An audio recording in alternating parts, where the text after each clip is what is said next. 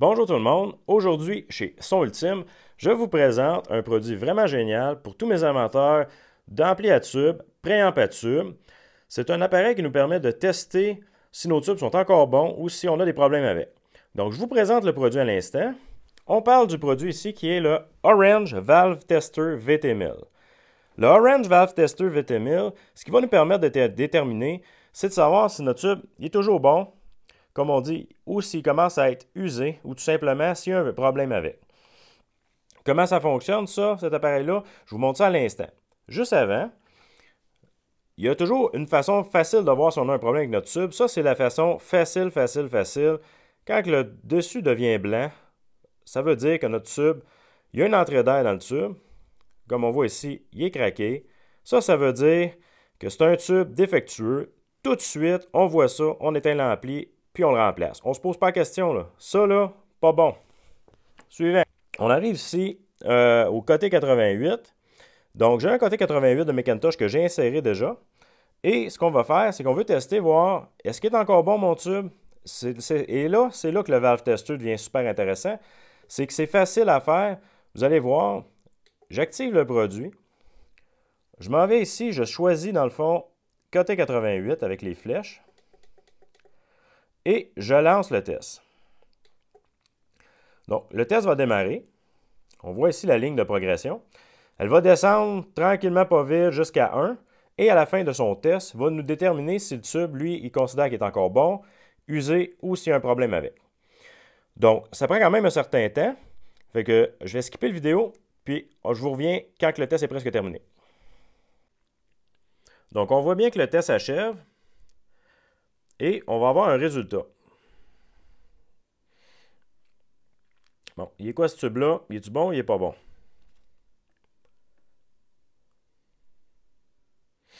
Donc, notre tube est bon.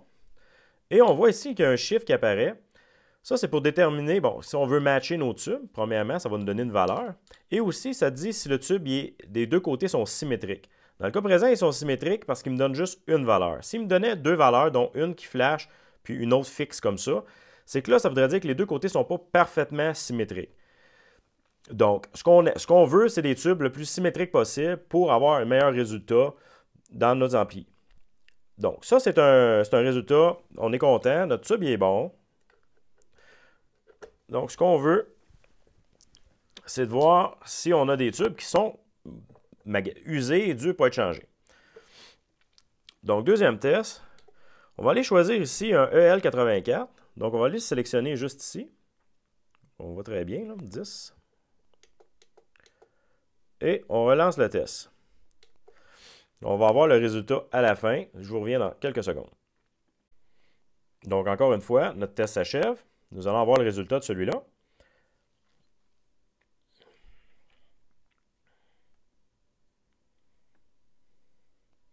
Donc, on voit très bien ici que c'est un tube qui est usé, qui commence à avoir perdu de son efficacité.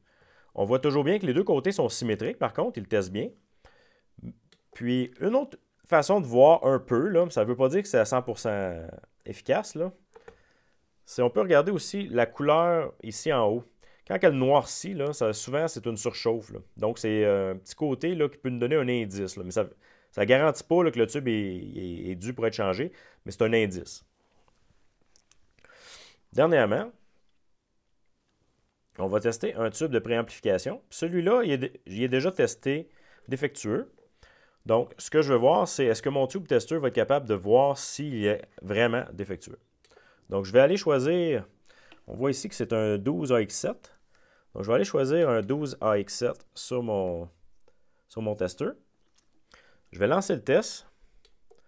Vous allez voir, ça ne devrait pas être trop long, là. Ça devrait monter à peu près jusqu'ici. Et ensuite de ça, il va nous donner un résultat comme de quoi que le tube est défectueux. À ce moment-là, on remplace tout simplement. Ça, c'est le cas typique que quand on a un préamp Macintosh, on le démarre, il dit qu'il y a un problème. C'est quel tube? C'est toujours ça, on ne le sait pas. Donc là, des fois, il faut avoir du spare, mais des fois, on n'en a pas. Puis là, comment on fait pour tester c'est lequel? Là, on les remplace les 4, mais non, c'est de l'argent, là, 4 tubes. Bon, vous voyez, là, on a déjà la réponse. Lui, il est défectueux. Il n'y a plus rien à faire avec ce tube-là. Donc, on doit le jeter.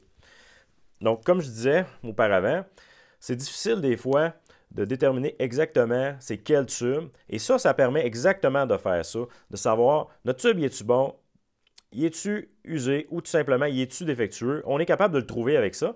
Ça ne règle pas tous les cas, mais ça en règle quand même beaucoup. Et c'est ce qui fait que le produit est vraiment intéressant.